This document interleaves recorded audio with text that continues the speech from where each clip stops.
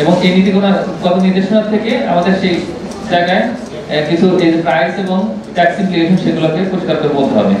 তো সুতরাং যেহেতু রাজস্ব আদায়ের ক্ষেত্রে চ্যালেঞ্জ আছে, তো যদি আমরা এই কর এবং দামের ক্ষেত্রে পরিবর্তনগুলো নিয়ে আসতে পারি তাহলে সেক্ষেত্রে অবশ্যই অতিরিক্ত রাজস্ব আমরা আদায় করতে পারবো এবং সেই অতিরিক্ত রাজস্ব থেকে দুটো লাভ হবে, যেটা প্রফেসর শাফিউল শিমুল বললেন যে সেখানে আমাদের এই যে ব্যবহার সেটাকে আমরা নিয়ন্ত্রিত করতে পারি বা কমাতে পারি, তো সেটা একটা লাভ।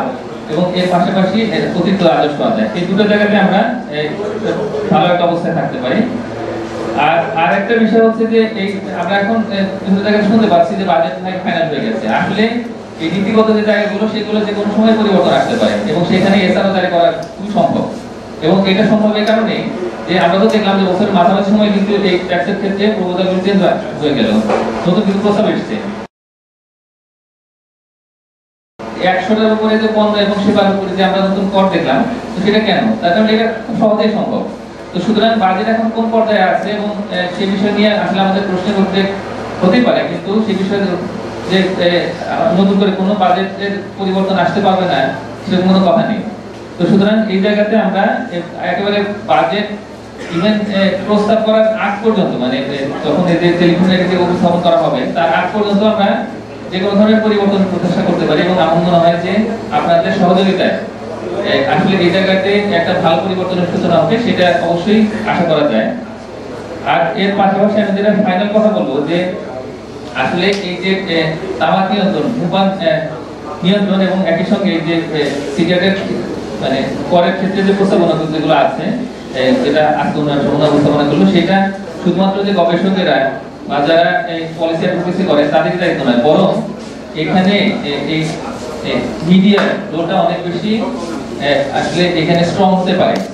আপনারা শুধুমাত্র এই যে খবর যেগুলো রয়েছে তো সেগুলো শুধুমাত্র পরিবেশন করবেন না, বরং আপনারা কিন্তু নতুন করে স্টোরি তৈরি করতে পারেন, মানে ছোট ছোট স্টোরি যে আসলে দাম বাড়লে এর ফলাফল কি হবে, এখানে কতটুকু ব্যবহার কমবে এবং কতটুকু রাজস্ব আদায় বাড়তে পারে। এটার জন্য ছোট করে 30-40 সেকেন্ডের একটা কিন্তু ভিডিও করা যায় এবং সেইটা আলাদা একটা নিউজও করা যায়। মানে আপনাদের তো সবাই টেলিভিশন চ্যানেল যদি হয় তাহলে সেক্ষেত্রে তো আপনাদের ওয়েব পোর্টাল আছে, তো সেখানে আপনারা এটা দিতে পারেন, আলাদা করে ভিডিও করতে পারেন, পডকাস্ট করতে পারেন।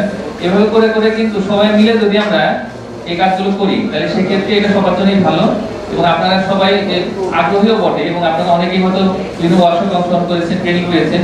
আমি মনে করি যে এই একটা সুযোগ যে আগামী 1-1.5 মাসে আপনারা এই কাজগুলো করবেন, কন্টিনিউয়াসলি যদি রিপোর্টিং গুলো করতে থাকেন তাহলে সেক্ষেত্রে এটা ভালো ফলাফল আসবে এবং নীতি নির্ধারকগণ তারাও চান যে আসলে এখানে একটা পরিবর্তন আসুক।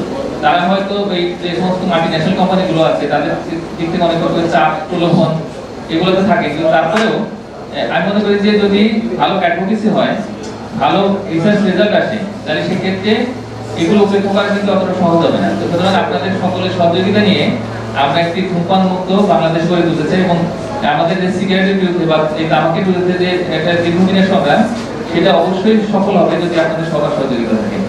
এই বলে আমি আপনাদের সবাইকে ধন্যবাদ জানিয়ে, সমন্বয়কে ধন্যবাদ জানিয়ে আমার বক্তব্য এখানে শেষ করছি। ধন্যবাদ।